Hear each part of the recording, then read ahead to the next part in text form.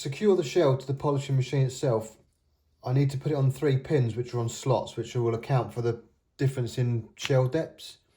So what I found, from an old shrink wrap roll, there's this cardboard tube which is 4mm thick and it's quite strong.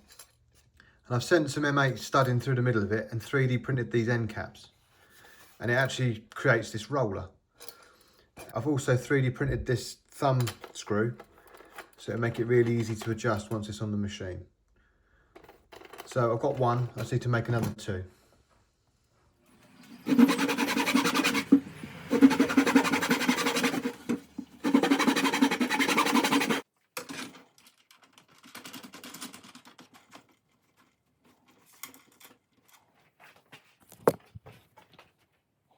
So I've got an electrical enclosure here I'm going to put above this motor, and it'll be able to house these switches.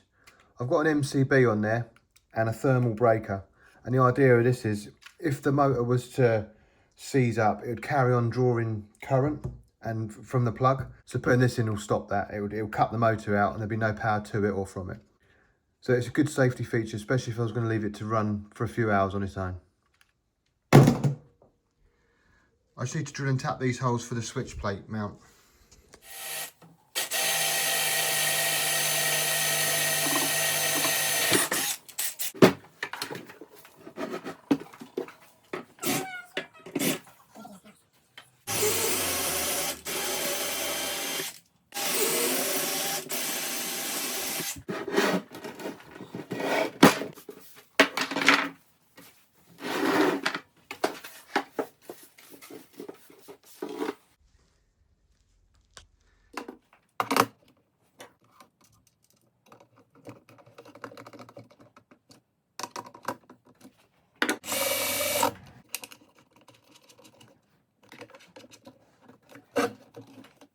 Right, so at least it's a local switch above the motor. The trouble is I can't get the lid on, so what I'll do is I'll put a little cutout in here around this face so there'll be no live terminals shown and it'll be nice and safe.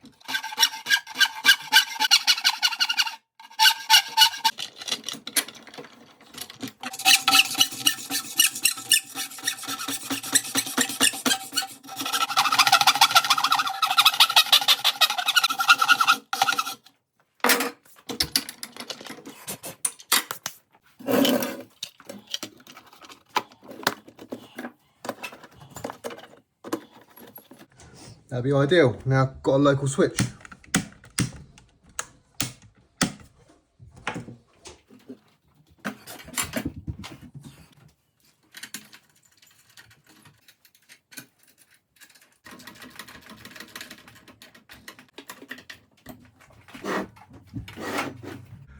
So the switch box is mounted. All we've got to do is come from the motor out of the bottom of here and then from the plug into here.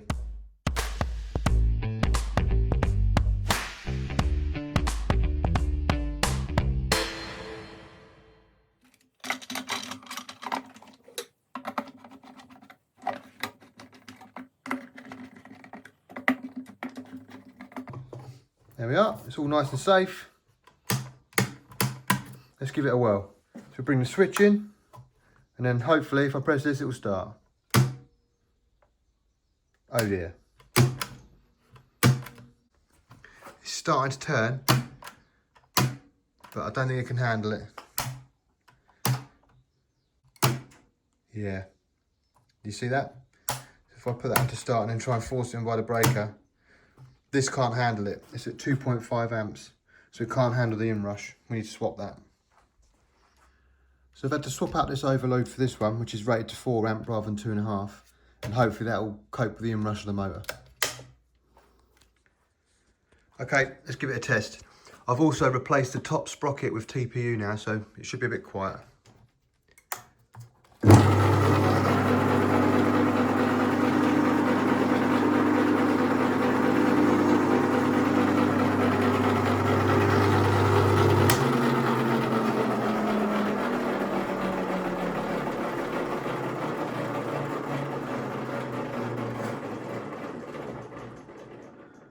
Great stuff, we have power. I didn't want to waste all the old cogs, so I 3D printed this carriage and the kids can use it as a fidget spinner. Awesome. Now I'm wet sanding the external finish. This is what it was like I say, I scratched it up a little bit from moving it about. But this pane here, where the badge goes, I flattened off 3000 grit, and that has taken about 10 minutes. So I've got to do the other 7 panes of the drum. So all in all, it's about an hour's work, which isn't too bad. And once that's all done all the way around and nice and consistent, we'll put it on the polishing machine.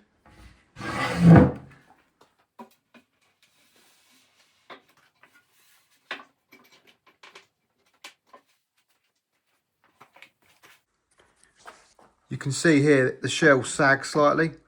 So I designed an end clamp arrangement that will go in here, and I'll fit that now.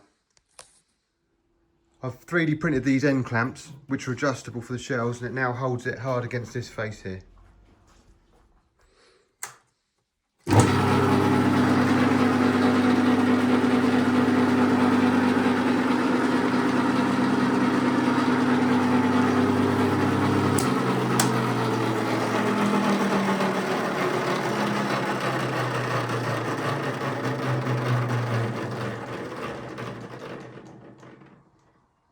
I could watch those cogs all day.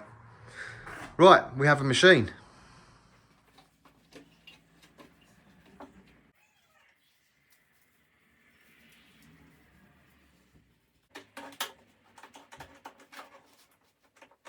Let's give it a go.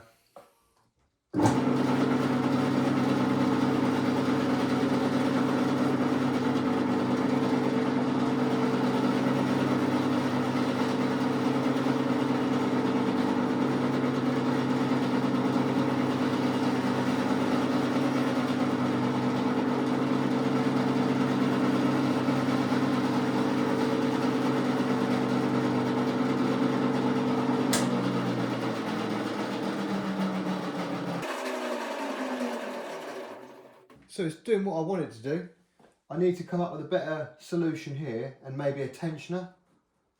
But whether that's enough force on there to actually polish, I'm not sure.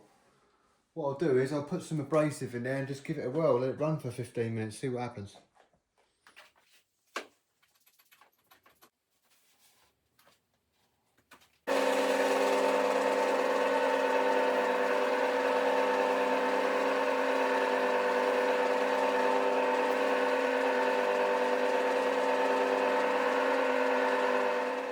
Well, it's a partial success. I definitely need to look at this clamp arrangement more.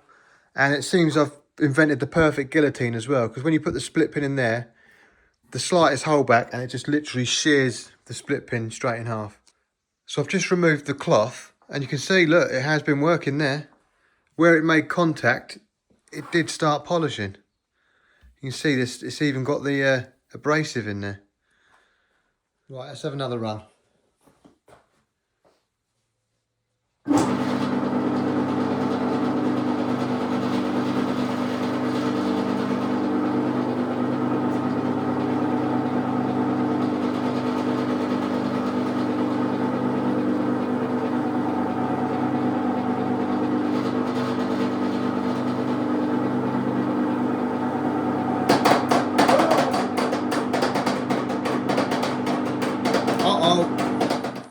Okay, we've had a catastrophic failure. Oh, I don't know if you can see in there, them teeth have gone. Everything else seems all right, but it looks like these two have gone, which is a damn shame. All right, let's get it apart. Okay, inspecting the damage. The drive pinion and the keyway is still absolutely fine. The first gear seems okay. It's the second gear. If you look here, you see all the teeth are mullered. You see they're all deformed. And the top gear actually seems okay, so it's not as bad as what I thought. Now, this gear, I've printed the teeth so they're solid, and this whole spur arrangement's solid. These ones are not. The teeth are, but not this, so I might have to reprint these again and make sure this area is solid, because that's just crunched. I'll take this off and open it up and see what it looks like. So here's the issue. The teeth have collapsed. You can see the crack through there. Well, I'm gutted the gears failed, but it's been a good test. I know now it's probably likely to break down before it catches fire. I actually do think it's actually going to be quite a safe machine, so that's a good thing. The other bit of good news is that it did start to polish the shell. So it's not a complete failure. You can see there, look, it did make a start. And I think if that was running for a few hours, it will do the job. So I'm not going to give up on it just yet. We'll reprint the gears, get it back together, and then hopefully in the next video you'll see some progress.